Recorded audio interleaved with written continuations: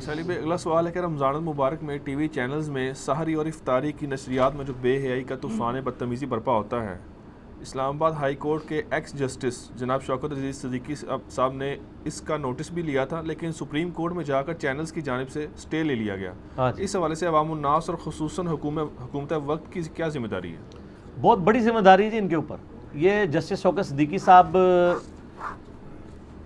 کی عدالت میں جب یہ کیس لگا ہوا تھا نا، بائی چانس میں اپنے ایک کیس کے سلسلے میں اس وقت کورٹ روم میں موجود تھا، اور یہ جو اس وقت ایک عذاب بن کے ہماری نوجوان نسل کے اوپر یہ ایک پروگرام نازل ہوا ہے نا، جیتو پاکستان، اس حوالے سے کہ رمضان کے کریٹیکل ٹائمنگ میں وہ پروگرام چلا دیتے ہیں اور اس سے کوئی کسی کو فائدہ نہیں ہو رہا۔ وہ نیلام گھر لگتا تھا طارق عزیز شو، اس میں تو پھر بھی کسی کو علم حاصل ہوتا تھا۔ یہ تو تکے سکھا رہے ہیں کہ بتاؤ اس میں کیا ہے، اس میں کیا ہے۔ کوئی پوچھیں گے جی یار امریکہ کا کیپٹل سٹی کیا ہے، اور سعودیہ کا کیپٹل سٹی کون سا ہے، مدینہ شریف میں کون کون سی فصلیں اگتی ہیں، یہ سوالوں تو چل کسی کے علم میں بھی اضافہ ہو جو ہم بچپن میں دیکھا کرتے تھے۔ یہ کون سے تکے ہیں جی، اس میں سے اتنے گولڈ نکلے اور یہ تماشے لگائے ہوئے۔ تو اس کا جو پروگرام کا ہوسٹ ہے نا، اس کی خوب کلاس لی شوکت صدیقی صاحب نے، اور وہ ان کے یعنی ٹی وی چینل کا وہ مالک تو خود نہیں آیا تھا، انہوں نے جو اپنا ریپریزنٹیٹو، انہوں نے کہا جی یار ایک مہینے کے لیے اگر آپ اپنے اس ہیرو کو چھٹی کرا دیں تو آپ کے چینل پہ کوئی نقصان تو نہیں ہوگا، خدا کے لیے ٹائمنگ بدل دیں۔ انہوں نے کہا اس اوقات میں آپ لوگوں کو قرآن کا کوئی پروگرام چلا دیں، کوئی عربی سکھا دیں، کوئی قرآن ترجمے سے چلا دیں، کوئی قرآن پرونونس کرنا سکھا دیں۔ یہ پروگرام آپ سحری اور افطاری میں چلائیں ہیں۔ آپ نے کن لوگوں کو لا کے بٹھا دیا ہوا ہے سحری افطاری میں؟ یعنی قوم کا جو ایک دین کے نام کے اوپر آپ مورل ویلیوز ان کی گرا رہے ہیں۔ ویسے تو آپ گرا ہی رہے تھے، جہاں پہ موقع تھا کہ دین سکھاتے وہاں بھی آپ نے ان لوگوں کو گھسیٹ دیا ہے، سارے ایکٹر آگے لا کے بیٹھ دیے ہیں، اور پھر وہ جہاں علماء بھی جو بیٹھے ہوئے ہیں نا، وہ بھی مسلط پسند ہوئے ہیں۔ کسی عالم کی جرت ہے کہ وہ عورت کو کہ مطلب تم ادھر بے پردہ کیوں بیٹھی ہوئی ہو؟ نہیں کہہ سکتا، وہ ایگری کرتا ہے تو وہاں پہنچتا ہے نا، ورنہ یہ کہ جی آپ مردوں کو بلائیں یا عورتوں کے پروگرام میں عورتیں آئیں، ہمارے کام ہے جناب اڑیاں اٹھا کے پہنچتے ہیں۔ اور پھر آپ ذرا ان کو باتیں کرتے ہوئے دیکھیں، جو مجھے کبھی ایک یعنی یہ ٹکٹکی باندھ کے جواب دے رہے ہوتے ہیں سامنے بیٹھ کے، اور آپ وہ کہہ رہے ہوتے ہیں نظروں کی حفاظت کریں۔ تو پھر ان کی باتوں کا کیا اثرات ہونے ہیں؟ کس نے نظروں کی حفاظت کرنی ہے؟ یہ ساری کی ساری باتیں مطلب اس طریقے سے دل دکھتا ہے۔ رمضان کی نشریات میں گورنمنٹ کا کام ہے کہ وہ نوٹس لے اس طرح کی چیزوں کا، اور یہ بڑی سختی کے ساتھ جب پورنوگرافی کے اوپر آپ کے خلاف ایک آپ سمجھتے ہیں کہ مہم کھڑی کی گئی۔ آپ کو پتہ ہے نا دنیا میں بے حیائی پہ مبنی سائٹ سب سے زیادہ پاکستان میں کھولی جاتی ہیں، اور اس میں بھی فیصلہ آباد میں۔ جب یہ رپورٹ آئی نا تو ہمارے ٹی وی اینکرز چڑھ دوڑے جی یہ اسلامی تشخص کو نقصان پہنچایا جا رہا ہے اس طرح کی رپورٹوں سے۔ بجائے یہ کہ آپ اپنی عوام کو سمجھائیں، ان کو نہیں پتا کہ پاکستان میں کیا ہو رہا ہے۔ نیٹ کیفوں میں عام لوگ اب تو نیٹ کیفے بھی ختم ہو گئے ہیں، اب تو بالکل ہی مسئلہ خراب ہو چکا ہے، ہر بندے کے ہاتھ میں ہو گیا۔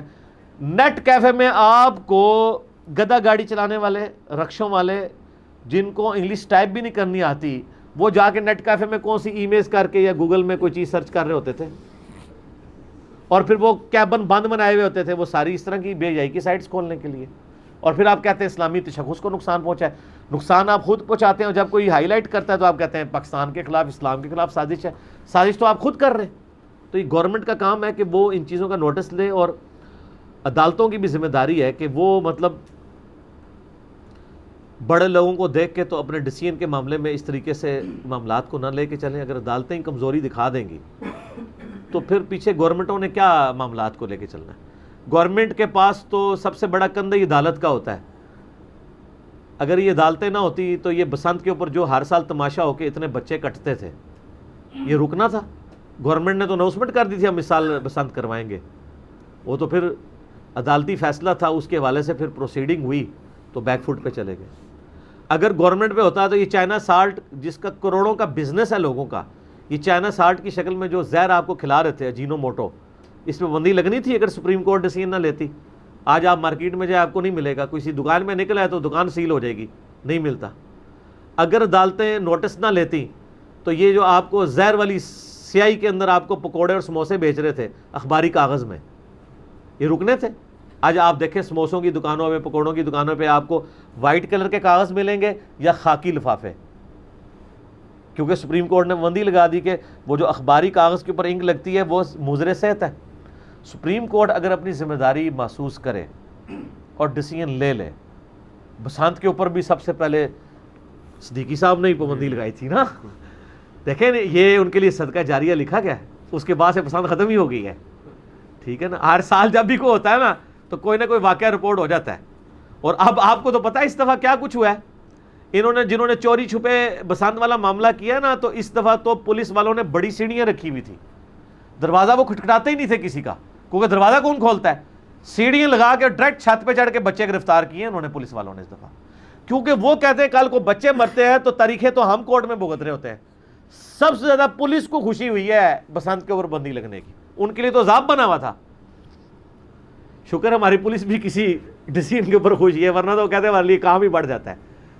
تو وہ جو کام وہ والا بڑھتا تھا، یہ تو جس کے بچے کٹے ہوئے ہیں نا ان سے پوچھیں کہ یہ اس دور کے کیا نقصانات ہیں، اور اللہ کا شکر ہے۔ تو اس طرح سپریم کورٹ کی اور ہائی کورٹس کی ذمہ داری ہے کہ وہ فرنٹ سے لیڈ کریں، اور اب جس طریقے سے یعنی پاکستان میں اس وقت جوڈیشری یعنی پچھلے سمجھ لیں 15 سالوں کے اندر جو ایک ایپیکس کے اوپر پہنچی ہے نا، تو وہ اس بڑے اچھے سٹیٹس میں ہے کہ پاکستان میں اب جوڈیشری کے خلاف کوئی زبان کھولتا نہیں ہے۔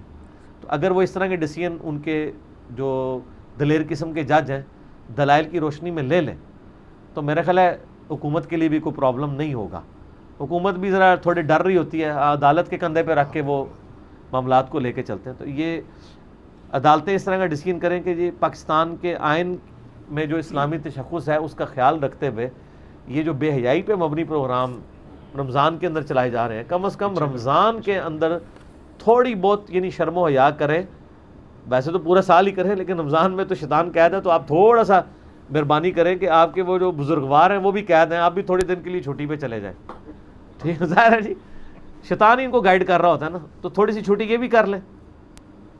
اس حوالے سے گورنمنٹ یعنی ڈیسیژن تو بعد میں لے گی، میرے خیال ہے کورٹس کا ہی کام ہے کہ وہ فرنٹ سے لیڈ کرے اور اس طرح کے پروگراموں کے اوپر پابندی لگائی جائے۔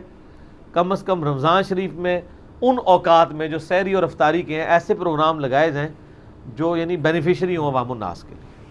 تو میرا تو یہ موقف ہے جی، ہم نے تو اپنا حق ادا کر دیا گفتگو کر کے۔ علی بھائی، رمضان المبارک کے فضائل اور احکام و مسائل کے حوالے سے آپ کے کون کون سے لیکچرز ہیں ان کا تعارف کروا دیں اور نمبر بھی بتا دیں۔ لیکچر تو ایک ہی ہے نا جی، جو 4 نشستوں میں ریکارڈ ہوا تھا، مسئلہ نمبر 53A-B-C-D، جس میں میں نے رمضان المبارک کے فضائل، برکات، اس کے 40 سے زیادہ احکام و مسائل، اس کے بعد پھر نماز عید کا طریقہ، اعتکاف سے ریلیٹڈ، شب قدر، یہ ساری چیزیں میں نے ڈیٹیل سے بتائی ہیں۔